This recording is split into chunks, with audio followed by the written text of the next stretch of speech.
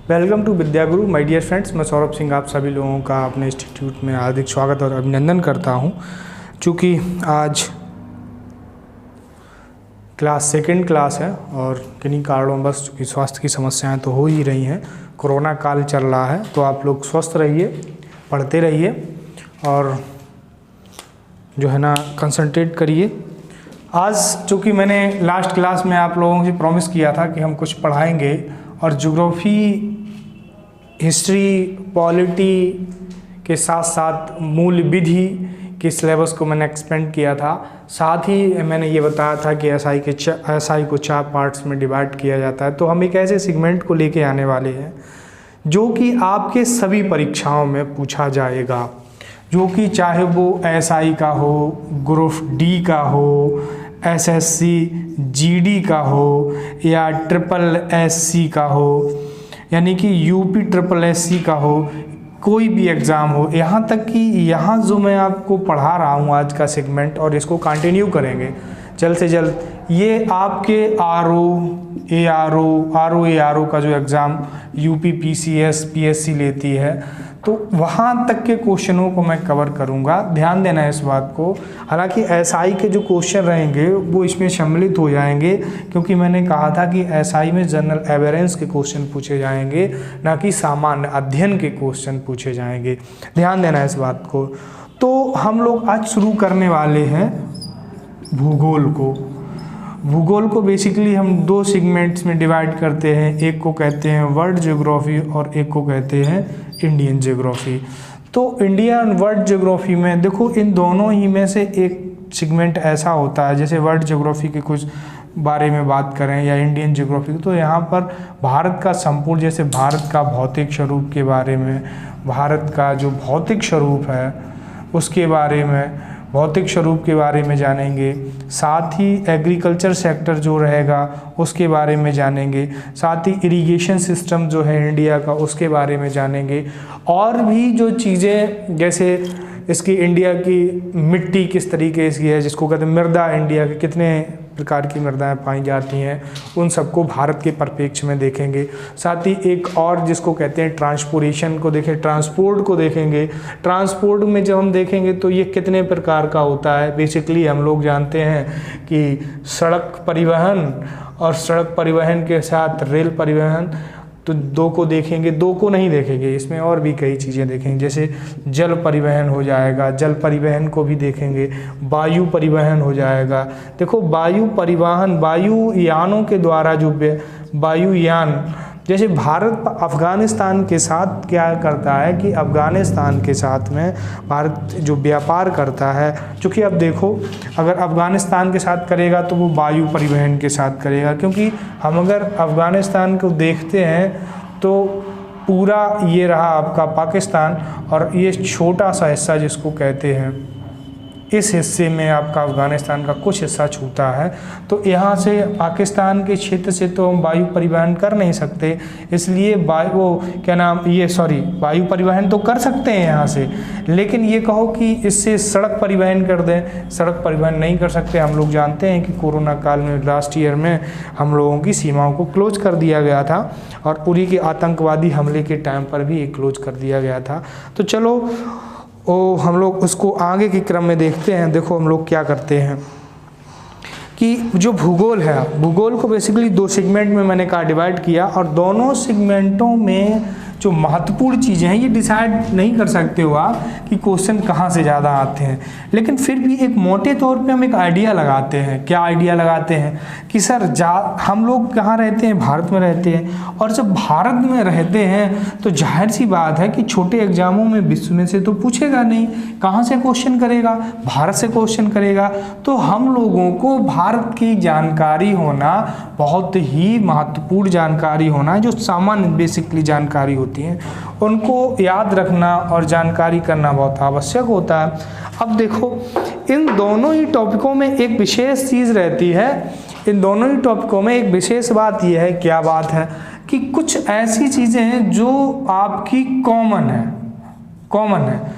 तो जो common topic हैं उनको समझना, जैसे कि हम कॉमन टॉपिक तो नहीं कह सकते हैं उसको, फिर कॉमन कह भी सकते हैं। जैसे एक उदाहरण स्वरूप लास्ट ईयर क्वेश्चन पूछा गया था, जैसे मैं आपको बता दे रहा हूँ कि सर भारत की ग्लोब पर स्थिति क्या है, ये भारत रहा और इसकी ग्लोब पर स्थिति क्या है।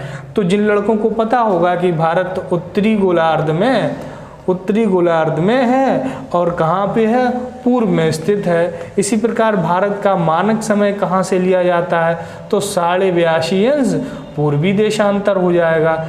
तो हमने ये कैसे डिसाइड कर लिया कि ये पूर्वी देशांतर रेखा है और ये उत्तरी गोलार्ध है। तो इन सब चीज़ों को जानने के लिए हमको क्या करना पड़ेगा कि एक छोटा सा चैप्टर पढ़ना पड़ेगा जिसको कहते हैं अक्षांश एवं देशांतर रेखाएं। क्या कहते हैं? अक्षांश एवं देशांतर रेखाएं। समझ रहे हो? देशांतर रेखाएं क्या होती हैं, आइए हम लोग इनके बारे में देखते हैं। और यहाँ से टीईटी वाले विद्यार्थी भी ध्यान दें, यूपी टीईटी के, यूपीएसआई और भी जो वनडे एग्ज़ाम है, वनडे जो एग्ज़ाम है वो भी विद्यार्थी ध्यान दें। यहाँ से इनके यहाँ से 2 क्वेश्चन पूछे जाएंगे, ध्यान देना इस बात को। मैं आप लोगों को मैं बता दे रहा हूँ कि कहाँ से कौन सा क्वेश्चन पूछा जाएगा। तो हम लोग इस कॉमन टॉपिक को पढ़ते हैं। हालांकि यह टॉपिक आपके वर्ल्ड ज्योग्राफी यानी विश्व के भूगोल का क्या है, एक सेगमेंट है जिस पे हम लोग ध्यान देंगे। हालांकि चाहे ये सेगमेंट ऐसा होता है कि आप वर्ल्ड ज्योग्राफी में भी चले जाओ या फिर इंडियन ज्योग्राफी को भी यहीं से स्टार्ट कर दें, लेकिन बेसिक कॉन्सेप्ट ये है कि इसको बगैर समझे हुए अगर आप आगे बढ़ना चाहेंगे तो चीज़ें नेक्स्ट टाइम पे क्या करेंगी, आगे चल कर के आपको समझने में थोड़ी समस्या होगी, क्योंकि यही से आपका एक समाधान और निकलता है जिसको कहते हैं मैप। क्या बोलते हैं? मैप को समझने में भी समस्या होगी अगर आपने इसको नहीं समझा तो जाहिर सी बात है कि हमारे लिए महत्वपूर्ण हो जाता है और इस महत्वपूर्ण टॉपिक को पढ़ना भी आवश्यक हो जाता है जो कि महत्वपूर्ण टॉपिक है। तो आइए हम लोग जानते हैं अक्षांश और देशांतर रेखा। देखिए, कॉपी पेन उठा करके बैठ जाइए। जो भी चीज़ें हैं मैं 0 लेवल से पढ़ा रहा हूँ और बहुत ऊपर तक लेके जाऊँगा, ध्यान देना। तो देखो क्या कहते हैं कि अक्षांश एवं देशांतर रेखा क्या है? देशांतर रेखाएं क्या है? चलिए उसमें से हम अभी क्या देखेंगे, अक्षांश रेखाओं को देखेंगे। तो बेसिकली क्या होती है, अक्षांश क्या होते हैं, अक्षांश रेखाएं क्या होती हैं, ये हमारी अर्थ रही, ध्यान देना, ये हमारी क्या रही, अर्थ रही। मैं साइड से हो जा रहा हूँ। तो इस अर्थ के जो ये अर्थ है, इस अर्थ को एक रेखा ऐसी है जो 2 पार्ट्स में डिवाइड करती है, उसको क्या कहते हैं, इक्वेटर या भूमध्य रेखा। अब माय डियर फ्रेंड्स, ये डिसाइडेड कैसे हुई कि ये रेखा भूमध्य रेखा है? तो हम देखते हैं कि उत्तरी गोलार्ध में एक तारा है जिसको कहते हैं ध्रुव तारा। क्या बोलते हैं? ध्रुव तारा। तो इस ध्रुव तारे का प्रकाश जहां पर आकर के पृथ्वी के पृष्ठ पर क्या हो जाता है, उसके बनने वाला जो कोण हो जाता है वो शून्य हो जाता है। उसी रेखा से जब हम क्या करेंगे कि एक रेखा खींच देंगे तो वो रेखा क्या कहलाएगी, भूमध्य रेखा। अर्थात ये पृथ्वी को 2 भागों में मध्य से गुजरती है और 2 भागों में बांटती है। इसके ऊपर के भाग को क्या कहते हैं, उत्तरी गोलार्ध। ध्यान देना, उत्तरी गोलार्ध, और नीचे के भाग को दक्षिणी गोलार्ध कहा जाता है। अब देखो, हमें 2 चीज़ों को डिसाइड कर दिया कि उत्तरी गोलार्ध और दक्षिणी गोलार्ध क्या होता है।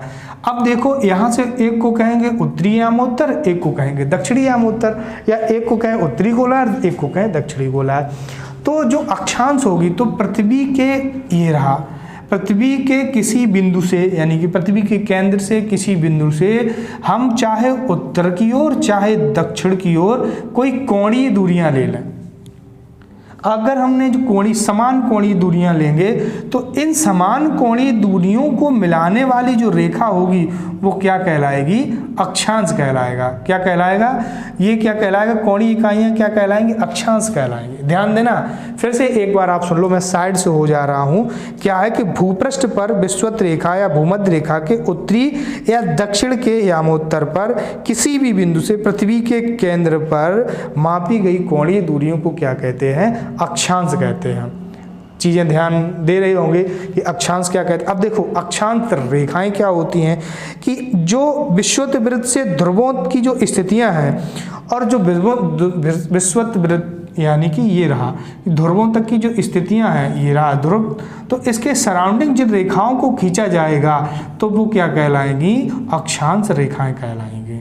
ध्यान देना, अक्षांश रेखाएं क्या हैं और अक्षांश रेखाएं क्या हैं और आपकी ये अक्षांश रेखाएं क्या हैं और आपकी क्या हैं, विषुवत रेखाएं क्या हैं। तो हम लोगों ने देखा इन चीज़ों को, कॉमन चीज़ों से बेसिकली दे। अब एक चीज़ और हम लोग ध्यान में देते हैं, ध्यान में क्या याद रखते हैं कि जो ध्रुव तारे से आने वाला प्रकाश होगा तो उस जो लंबवत प्रकाश होगा और पृथ्वी के जिस बिंदु पर वो गिरेगा उसे क्या कह देंगे, ध्रुव कर देंगे, ध्रुव कह देंगे। और इसके विपरीत जो होगा वो भी एक ध्रुव कहलाएगा।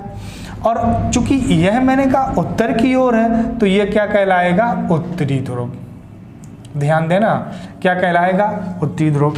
पृथ्वी का कौन सा ध्रुव कहलाएगा, उत्तरी ध्रुव। अब देखो बेसिकली कुछ चीज़ें ऐसी हैं जिनको हम लोग देखते हैं, ध्यान देते हैं। देखो पृथ्वी की आकृति कैसी है, पृथ्व्याकार है। कैसी है, जियोड है।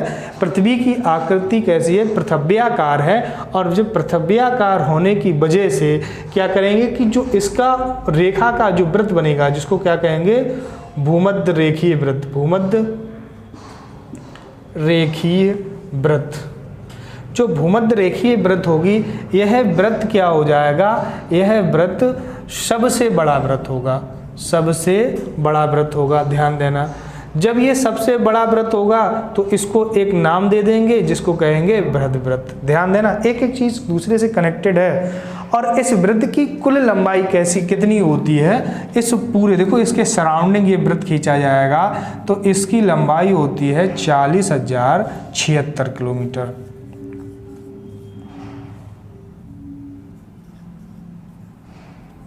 76 किलोमीटर, 78 नहीं लिखा हूँ, 76 किलोमीटर, 40,076 किलोमीटर होती है। इस बृहद वृत्त की लंबाई कितनी होती है, 40,076 किलोमीटर। अब देखो तो अब इसके, चूंकि मैंने एक चीज़ और आप लोगों से बताई है कि पृथ्वी की आकृति किस प्रकार की है, पृथ्व्याकार है।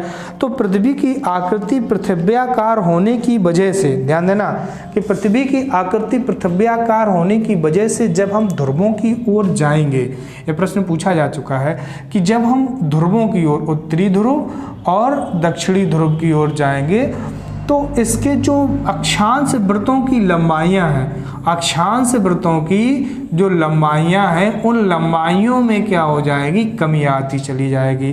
क्या, अक्षांश वृत्तों की, यानी कि ध्रुवों की ओर जाने पर, ध्रुवों की ओर जाने पर अक्षांश वृत्तों की लंबाइयों में कमी आ जाती है। अक्षांश वृत्तों की जो लंबाइयां हैं, लंबाई में कमी आ जाती है। ध्यान देना, या हम कहें कि जो परिधि लंबाई है इसकी, देखो क्या कहेंगे, एक वृत्त है, वृत्त की ये परिधि है जिसको कहते हैं क्या, 2πr, यही तो बोलते हैं, वृत्त की परिधि को क्या बोलते हैं, 2πr कहा जाता है। उसी प्रकार से हम देखते हैं कि ये अगर पृथ्व्याकार है पृथ्वी, तो ये ध्रुवों तक जाने पर इसकी लंबाइयों में कमी आ जाती है।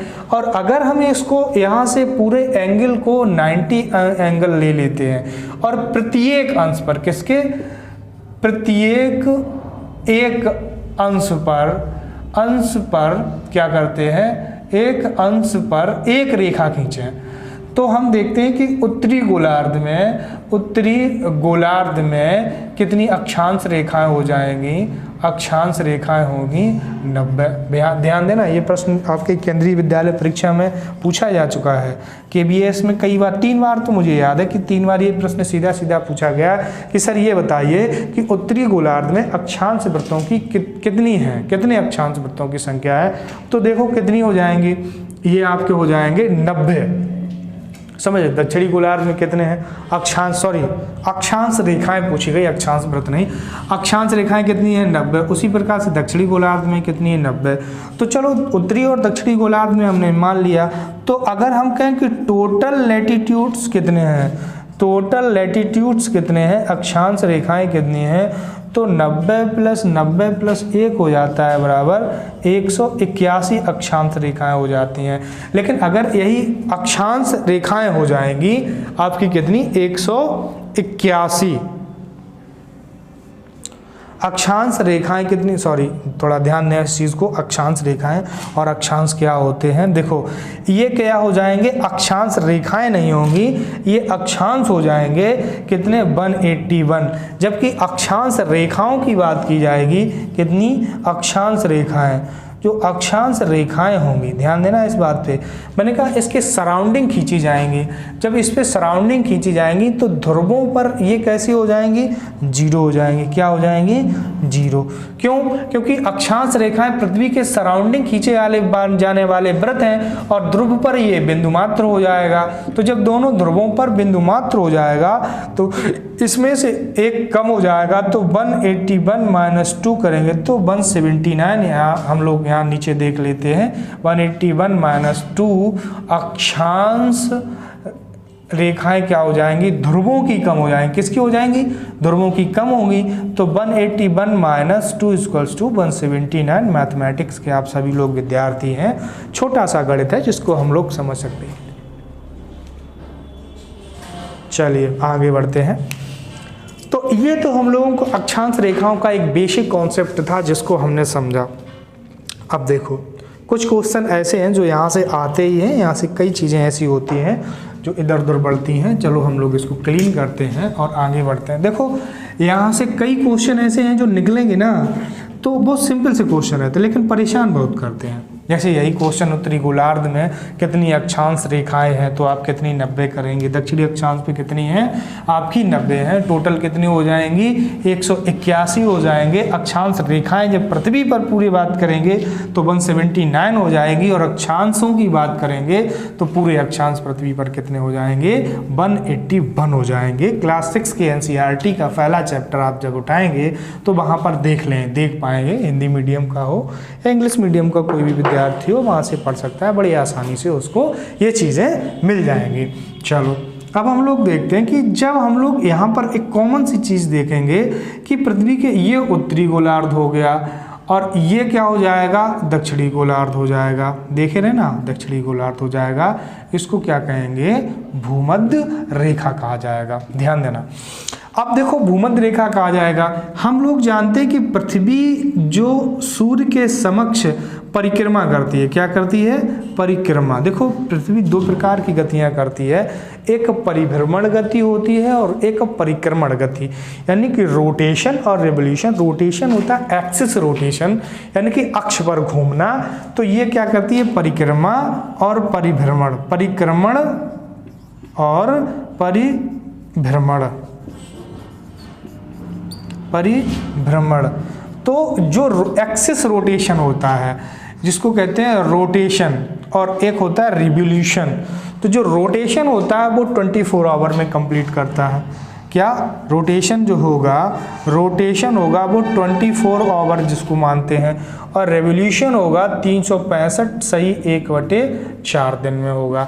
ध्यान देना, यही एक वर्ष का कार्य होता है जो किसको कहते हैं, परिक्रमण काल या परिभ्रमण क्या होता है कि 24 आवर होते हैं। दोनों ही चीज़ों में कॉमन है, ध्यान देना इस बात को। चलो हम लोग आगे बढ़ते हैं। तो पृथ्वी अपने अक्ष पर 23 सही 1/2 अंश का कोण झुकी हुई है। अब ध्यान देना इस चीज़ को, एक इतने कोण अंश का कोण बनाती है। तो जब ये इतने अंश का कोण बनाएगी तो सूर्य के समक्ष इसी एंगल पर ये रोटेशन करेगी, यानी कि जब रोटेशन होगा, एक्सिस रोटेशन करेगी। जब एक्सिस रोटेशन करेगी तो जाहिर सी बात है कि सूर्य की जो हमको किरणें प्राप्त होंगी इन्हीं अक्षांशों के मध्य में, एक्सिस रोटेशन के मध्य में हमको सूर्य की किरणें प्राप्त होंगी। यानी कि सूर्य कभी भी उत्तर के 23.5 अंश और दक्षिण के 23.5 अंश से कभी भी नीचे नहीं जाएगा, और उत्तरी गोलार्ध में इसके कभी भी ऊपर नहीं जाएगा। अब देखो इन रेखाओं रेखाओं को भी कुछ नाम दिया गया होगा। तो इस रेखा को क्या कहते हैं, कर्क रेखा कहा गया है। यानी कि 23.5 अंश उत्तरी गोलार्ध में जो रेखा है उसको क्या कहते हैं, कर्क रेखा। इस रेखा को बोलते हैं मकर रेखा। दोनों चीजें, इसको भी 23.5 का एंगल लिया जाता है। इसको क्या कहते हैं, कर्क रेखा, और इसको कहेंगे मकर। यानी कि जो उत्तरी गोलार्ध में है, नॉर्थ में है, उसे कर्क, और जो दक्षिणी गोलार्ध में ट्रॉपिक ऑफ कैंसर बोलते हैं, और इसे ट्रॉपिक ऑफ कैप्रिकॉर्न कहा जाता है। यानी कि मकर रेखा और कर्क रेखा दोनों को मैंने आप लोगों को बता दिया है। अब चलिए इसके बाद का कॉन्सेप्ट क्या है उसको समझते हैं, इसको क्लीन करते हैं। देखो, आप लोग एक चीज़ कंफ्यूज कर रहे होंगे कि सर पढ़ा तो दिया लेकिन एक छोटी सी चीज़ अधूरी छूट गई कि सर ये अक्षांश रेखाएं, देशांतर रेखाएं पढ़ा तो रहे हैं, लेकिन ये बात नहीं बताई पृथ्वी पर अक्षांश रेखाएं खींचे कैसे जाते हैं। उसी की ओर हम लोग आगे बढ़ रहे थे। तो जो पृथ्वी, ये हमारी अर्थ है, ठीक है ना। अर्थ के भूमध्य रेखा के उत्तरी और दक्षिणी प्रत्येक एक अंश पर इसके समांतर खींची गई रेखाओं को क्या कहेंगे, अक्षांश कहा जाता है। दक्षिणी या उत्तरी यामोत्तर को, तो ये क्या कहलाएंगी, अक्षांश कहलाएंगे, अक्षांश रेखाएं। और इसके चारों ओर सराउंडिंग हो जाएगी तो क्या हो जाएंगी, अक्षांश रेखाएं। 23.5 अंश अगर हम इसमें से इसको इक्वेटर मान लेते हैं, ये क्या हो जाएगी इक्वेटर, और इसको क्या मान लेते हैं 23.5, तो ये क्या हो जाएगी कर्क रेखा, और इसको 23.5 साउथ मान लेते हैं, ये नॉर्थ, तो ये क्या हो जाएगी मकर रेखा। ठीक है ना, ये चीज़ें समझ में आ रही हैं आपको। चलो आगे बढ़ते हैं। अब देखो, अब यहाँ पर हम एक छोटी सी चीज़ पर डिपेंड करेंगे, या कर जिसको कहते हैं सूर्य ताप वगैरह भी हम लोग दिखाते हैं कि सूर्य ताप कैसे क्या होता है पृथ्वी पर, उन चीज़ों को भी देखेंगे। लेकिन अभी 23.5 नॉर्थ और 23.5 साउथ को देख लेते हैं। सूर्य इन्हीं अक्षांशों के मध्य रहता है और पृथ्वी पर किरणें इन्हीं अक्षांशों के मध्य पाई जाती हैं, यानी इन्हीं अक्षांशों के मध्य सूर्य की किरणें सीधी मिलती हैं। जब इन अक्षांशों के मध्य सूर्य की किरणें सीधी पड़ेंगी तो क्या हो जाएगा कि इन अक्षांशों पर क्या रहेगी, गर्मी अधिक रहेगी, ध्यान देना। और यहाँ पर यहाँ पर क्या रहते, एक स्पष्ट ऋतु पाई जाती है, गर्मी की स्पष्ट ऋतु पाई जाती है, यानी कि यहाँ पर गर्मी पड़ेगी। उसी प्रकार के जो भूमध्य रेखा होती है, भूमध्य रेखा पर साल भर क्या हो जाएगी, आपकी गर्मी रहेगी, साल भर आपकी गर्मी रहेगी। क्योंकि चाहे सूर्य 23 अंश उत्तर में जाए चाहे दक्षिण में आए, भूमध्य रेखा पर स्पेशली क्या होगा कि वहां पर सूर्य की किरणें सीधी प्राप्त होती रहती हैं। ध्यान देना इस बात को। इसीलिए भूमध्य रेखीय क्षेत्रों पर, जो विषुवत रेखीय क्षेत्र या भूमध्य रेखीय, इसको विषुवत रेखा भी कहते हैं, थोड़ा हटके है बताएंगे विषुवत रेखा किस आधार पे ली जाती है। तो जो भूमध्य रेखीय क्षेत्र है वहाँ सालों भर क्या हो रहती है, गर्मी रहती है, सर्दी की ऋतु नहीं पाई जाती है। शरद की जो ऋतु होती है उसका, शरद ऋतु का क्या होता है, अभाव पाया जाता है। ध्यान देना, अभाव क्या होता है, अभाव पाया जाता है। देखो क्यों, क्योंकि यहाँ पर सूर्य की किरणें सीधी होंगी तो गर्मी अधिक होगी, गर्मी होगी तो जाहिर सी बात है कि टेम्परेचर मैक्सिमम होगा, और सालों भर सूर्य की किरणें सीधी मिलती हैं तो गर्मी ही रहेगी, सर्दी का नहीं। इस कारण चूंकि यहाँ पर जो शरद ऋतु है, रात्रि के समय जो टेम्परेचर डाउन होता है, जब रात्रि के समय टेम्परेचर डाउन होगा तो उसे ही शरद ऋतु मान लिया जाता है। क्या मान लिया जाएगा, शरद ऋतु मान लिया जाता है। और यह टेम्परेचर 15 डिग्री सेंटीग्रेड तक क्या, नाइट में, कब, रात्रि में नीचे चला जाता है। एक एक पॉइंट को नोट करते रहना, किसी एक किताब में ये सारे समेकित रूप से पॉइंट आपको नहीं मिलेंगे। टू द डेप्थ जिसको कहते हैं, हम लोग वहाँ तक जा रहे हैं। चलिए अब देखो इन्हीं 23 अंश के आधार पर 23.5 को अगर देखा जाए तो इन्हीं के आधार पर पृथ्वी को कटिबंधों में बांटा जाता है और पृथ्वी पर कितने कटिबंध पाए जाते हैं उनको हम लोग देख लेते हैं। ये हमारी अर्थ रही, ये भूमध्य रेखा रही, ये कर्क रेखा रही, ये मकर रेखा रही। यहाँ पर एक क्षेत्र पाया जाता है जिसको कहते हैं उष्णकटिबंधीय क्षेत्र। क्या बोलते हैं?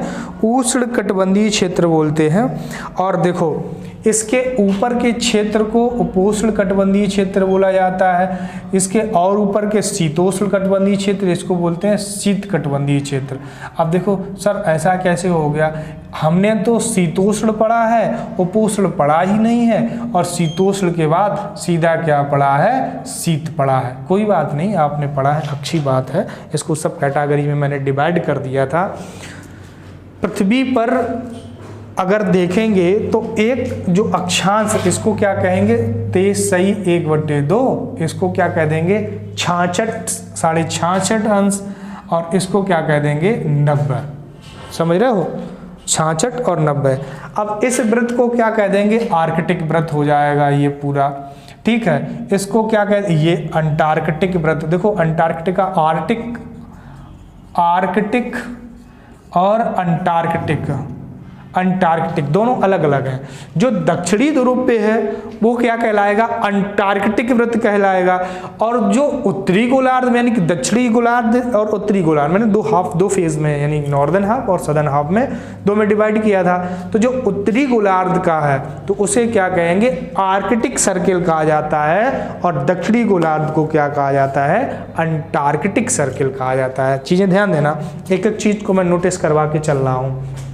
चलो, तो ये बेसिक चीज़ें हम लोगों ने देखी। अब देखो हम लोग एक चीज़ और देख लेते हैं। सूर्य सालों भर यहाँ पर मैंने कहा 23.5 अंश उत्तर दक्षिण में सीधा रहता है, सूर्य की रोशनी सीधी प्राप्त होती है, इसलिए इसको उष्णकटिबंधीय क्षेत्र कहा जाता है। ध्यान दो जरा कि इसको उष्णकटिबंधीय क्षेत्र कहा जाता है। अब देखो अगर हम एक क्वेश्चन और देखो, कॉमन सा क्वेश्चन है, पूछा जाता है कि सूर्य एक वर्ष में कितनी अक्षांश रेखाओं की यात्रा करता है? अक्षांश रेखाओं की यात्रा करता है। तो जाहिर सी बात है, कुछ लोगों का कहना होगा 23, कुछ लोगों का कहना होगा 46, या एक और इंक्लूड कर लेंगे तो 47 हो जाएगा। इससे ज़्यादा आप लोग आंसर नहीं दे पाएंगे। जबकि मैं अगर कहूँ कि 96 जो लैटिट्यूड्स हैं वो 1 ईयर में क्या करता है? पार करता है, तो कहेंगे कि सर ये कैसे हो गया? एक साल में 96 अक्षांश रेखाओं को कैसे? कुछ समय के लिए हम लोग पृथ्वी को स्थिर मान लेते हैं, सूर्य को रोटेट करवा देते हैं। 23.5 अंश उत्तरी और 23.5 अंश दक्षिणी। पृथ्वी की चूंकि 23.5 अंश झुकी हुई है, इसलिए मैंने कहा कर्क और मकर के मध्य में ही सूर्य रहता है। ये 23/1/2 है, ये 23/1/2। इसको नॉर्थ कहते, सॉरी इसको साउथ कहेंगे, इसको नॉर्थ कहेंगे। बार बार कर्क रेखा और मकर रेखा, है ना? देखो ये आपका मान के चलो कि एक समय ये है जिसको कहते हैं गर्मी की ऋतु है, और उत्तरी गोलार्ध में है। तो 21 जून की वो तारीख होती है जब सूर्य कर्क रेखा पर क्या हो जाएगा? सीधा चमकेगा। ध्यान देना, सीधा चमकेगा, चमकता है। ठीक है, जब कर्क रेखा पर सीधा चमकता है। अब देखो अगर कर्क रेखा, और ये भी मैंने बताया कि ये कर्क रेखा के ऊपर उत्तर की ओर नहीं जाता है।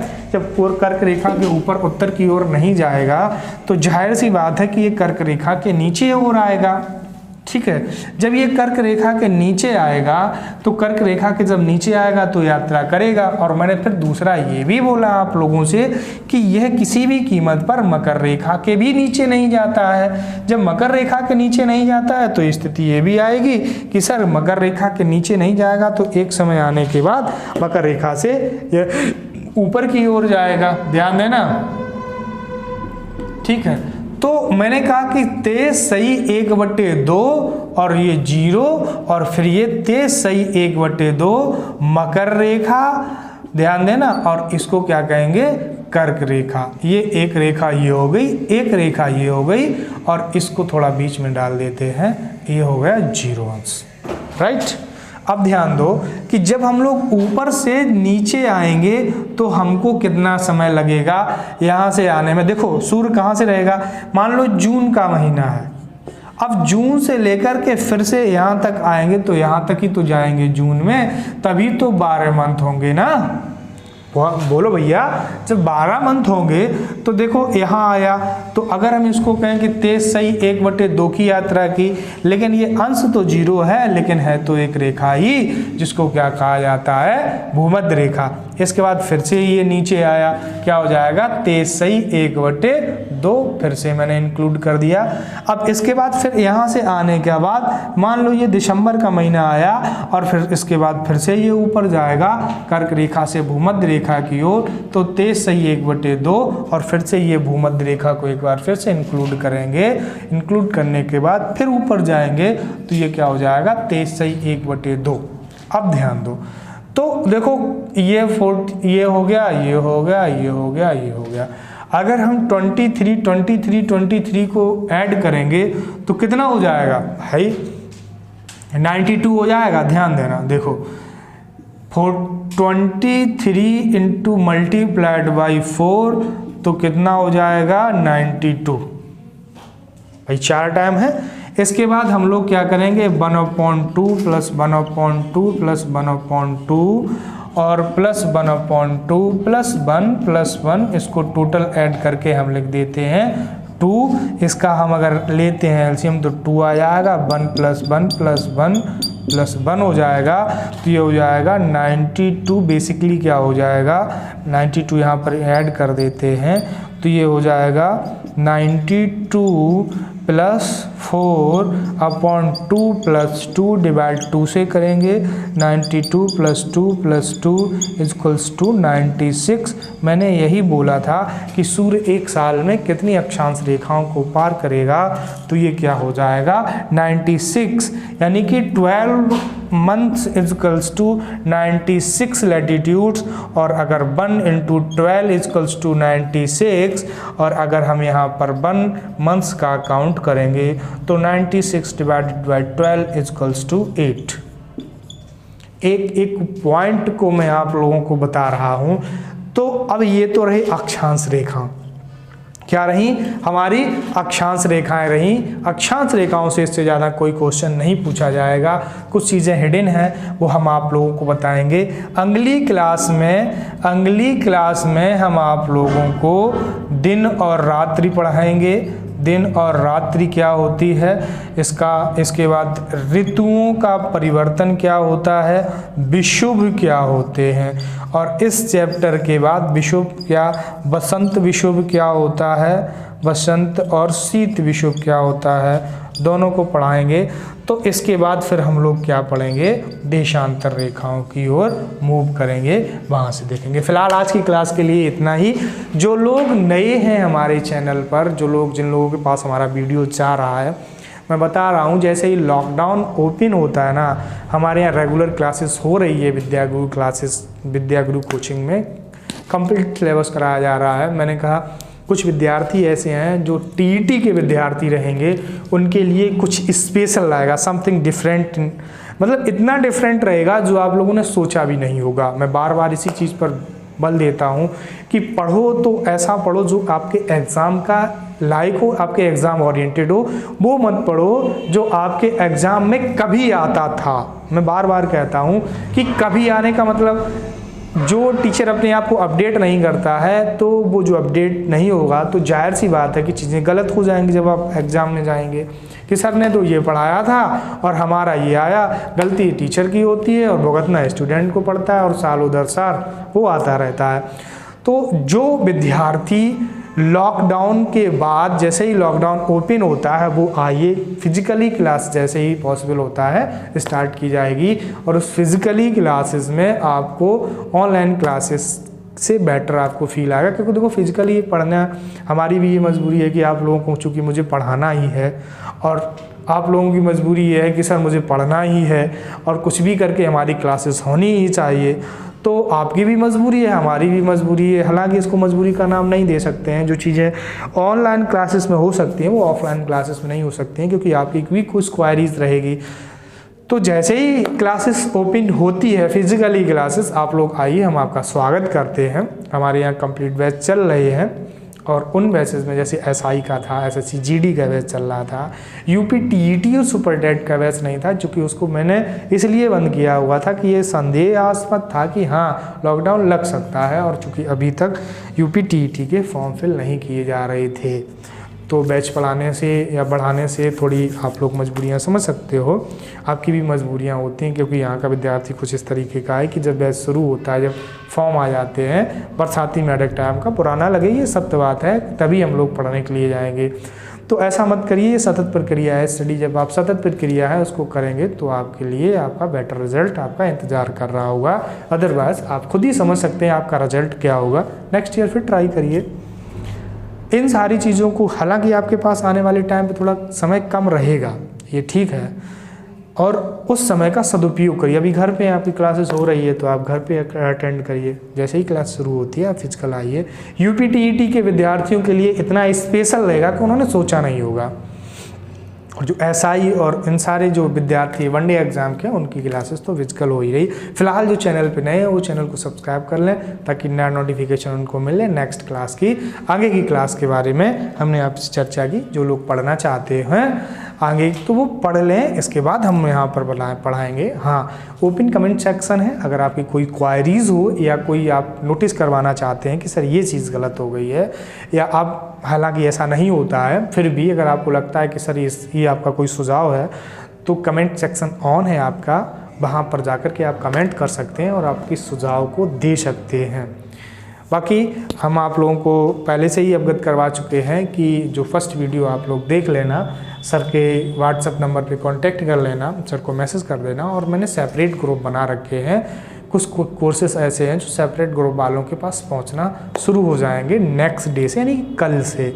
तो जो विद्यार्थी यूट्यूब से हट कर के भी हैं, जो हमारे विद्यार्थी जो फिजिकल जुड़े हुए हैं, उनके पास भी वो जाएगा। फिलहाल आज की क्लास के लिए इतना ही। मस्त रहिए, स्वस्थ रहिए, एंजॉय करते रहिए। Thank you.